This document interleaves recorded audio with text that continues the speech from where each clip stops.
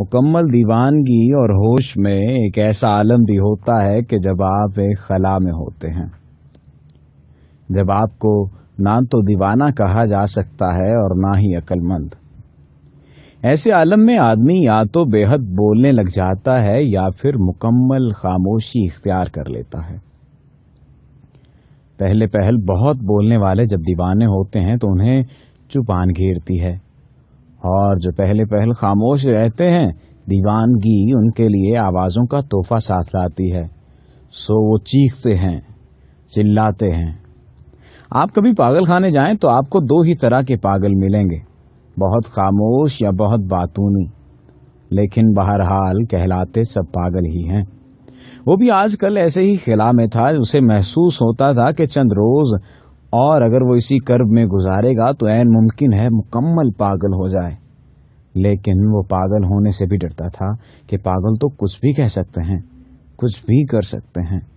وہ بہت ڈرتا تھا، بہت سی باتیں اسے بھولنے لگ گئی تھیں، کبھی کبھار تو اسے یوں لگتا کہ جیسے وہ اپنا نام تک بھول گیا۔ فوراً جیب سے شناختی کارڈ نکالتا، نام پڑھتا اور کہتا، حد ہے، یہی نام تو مجھے یاد ہے، بھلا آدمی اپنا نام تھوڑی بھول سکتا ہے۔ راستوں میں وہ خود کلامی کرتا دکھائی دیتا، اور جو ہی اسے یہ خیال آتا کہ وہ کافی اونچی آواز میں خود سے باتیں کر رہا ہے اور اسے لوگ دیکھ رہے ہیں، تو وہ فوراً خاموش ہو جاتا اور لوگوں کی طرف یوں دیکھتا کہ جیسے کہہ رہا ہو، آپ کو غلط فہمی ہوئی، میں ابھی پاگل نہیں ہوا۔ وہ جب بہت اونچی آواز میں خود کلامی کرتا تو کچھ اس طرح کے بے ترتیب جملے لوگوں کو سننے کو ملتے، میں نہیں ڈرتا، نہیں کچھ نہیں ہوگا، میں نہیں ڈرتا، نہیں۔ پھر اسے خیال آ جاتا کہ اسے لوگ دیکھ رہے ہیں۔ نیند اسے اب بہت مختصر ٹکڑوں میں آتی، ذرا سے شور سے بھی وہ جاگ جاتا۔ اس کے خواب سارے پریشان تھے، اتنے پریشان کہ وہ چیخ اٹھتا۔ ایسے خوابوں کے بعد بھلا کون سو سکتا ہے؟ ایک وقت تھا کہ وہ ایک زندہ دل آدمی تھا، خوش باش، بھرپور انداز میں زندگی گزارنے والا انسان۔ لوگوں میں گل مل جانا اس کے لیے کوئی مسئلہ ہی نہیں تھا، لیکن اب وہ دن نہیں رہے تھے۔ اسے اب لوگوں سے خوف آتا تھا، حتیٰ کہ چوک میں کھڑی موٹر سائیکلوں اور گاڑیوں سے ڈرتا تھا۔ لوگوں کو بہت غور سے دیکھتا، اب اسے کسی پر اعتبار نہیں تھا۔ کیا ساری دنیا بے اعتباری ہے؟ اس کا یہی خیال تھا۔ وہ بہت راستے تبدیل کرتا، ہر موڑ پر کوئی موٹر سائیکل کھڑی ہوتی جو اس کا راستہ روک لیتی۔ وہ پریشان تھا لیکن وہ ڈرتا تھا، وہ بیچارہ بہت عجیب تھا۔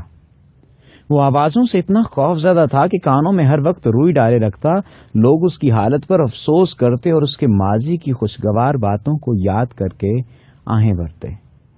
لوگوں نے اسے بہت سمجھایا کہ دیکھو، اس قدر خوف انسان کو مار ڈالتا ہے، تمہیں ضرور حوصلے سے کام لینا چاہیے۔ اس طرح کی اور بہت سی باتیں اور بہت سی عام باتیں، لیکن وہ ڈرتا تھا ہر آواز سے، ہر شور سے۔ ایک روز جب دسمبر کی خوشگوار دھوپ نکلی ہوئی تھی، اس کا دل چاہا کہ صحن میں بیٹھا جائے اور دھوپ کے مزے لوٹے جائیں۔ کافی عرصے بعد اس کے دل میں کوئی خواہش جاگی تھی، سو وہ صحن میں موجود ایک کرسی پر بیٹھ گیا اور آنکھیں بند کر لیں۔ دسمبر کی دھوپ یقیناً خوشگوار ہوتی ہے، اس نے سوچا، اور آنکھیں کھولیں اور دیکھا کہ دیوار پر چند چڑیاں بیٹھی چہچہا رہی ہیں۔ مجھے یقیناً اب ڈرنا نہیں چاہیے اور پرندوں کی خوبصورت آوازوں کو سننا چاہیے۔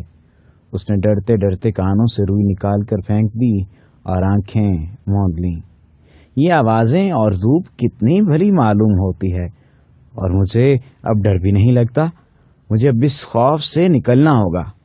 باہر گلی میں بچے کھیل رہے تھے، انہوں نے ایک پٹاخے کو آگ لگائی اور پٹاخہ اندر صحن میں پھینک دیا۔ یہ دھوپ کتنی خوشگوار ہے، یہ چڑیاں کتنا خوبصورت گاتی ہیں، اور مجھے اب ڈر بھی نہیں لگتا۔ ڈس، ایک چیخ، ایسی دلدوز چیخ کہ چڑیاں اڑ گئیں۔ بچے ڈر کے بھاگ گئے اور وہ کرسی پر ہی بے ہوش ہو گیا۔